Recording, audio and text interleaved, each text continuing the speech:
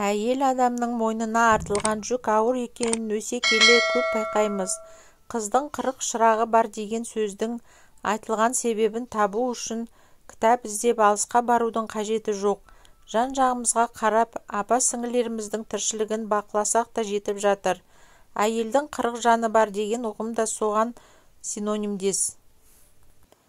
Әйел адам қанша жерден нәзік, әлсіз болғанымен ер адамдарға қарағанда әлде қайда төзімдірек келеді.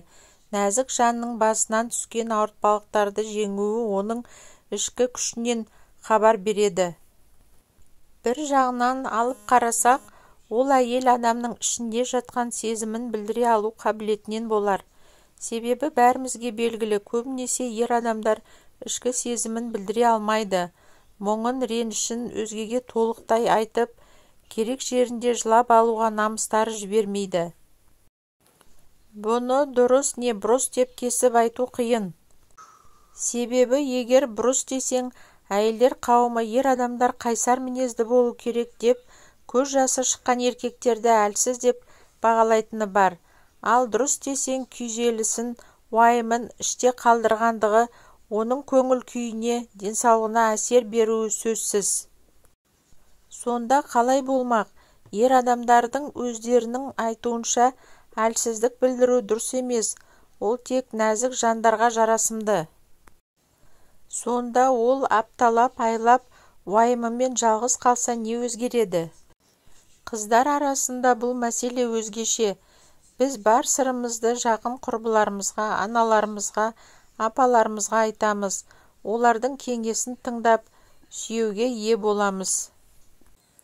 Қандай да бір қайғы мұң болмасын, жылы сөз жаңа көш беріп, күйзелістен арылып, аяққа тұруға көмегін береді. Алайда бәріне дерлік емес. Арамызда өз мәселесімен жалғыз қалып жатқан нәзік жандар жоқ емес. Олар көбіне сенбеушілікпен, не болмаса мұңымен бөлісер адам жоқтықтан өзімен өздері қалып отырғандар. Сонда да өмірдің сынағына төтеп беріп, қиыншылықтарды жеңіп жатқан арулар көп. Осы себептен де әйел 40 шырақты саналады. Бірі сөнсе, бірі жанады. Үй ішінде ата-енесімен қарым-қатынасы жаман, балаларымен жалғыз қалып жатқан, не жұмыста қиындық көріп жүрген, сүйетін адамы алдап тастап кеткен, және тағы да сан түрлі ауыр жағдайларға түскен қыз-келіншектерге әйел адам қулығы 40 өсекке жүк болар деген қазақтың сөзін еске түсіргім келіп отыр. Мұнымен айтқым келетіні, қу әрекетке барып, өзгені алдау емес. Әр жағдайға дара қарау керек. Қай жерде қулық асыратыны керек болса, басқа жерде ақыл мен төзімділіктің пайдасы болады. Шырақтарыңыз сөнбесін, аяулы арулар.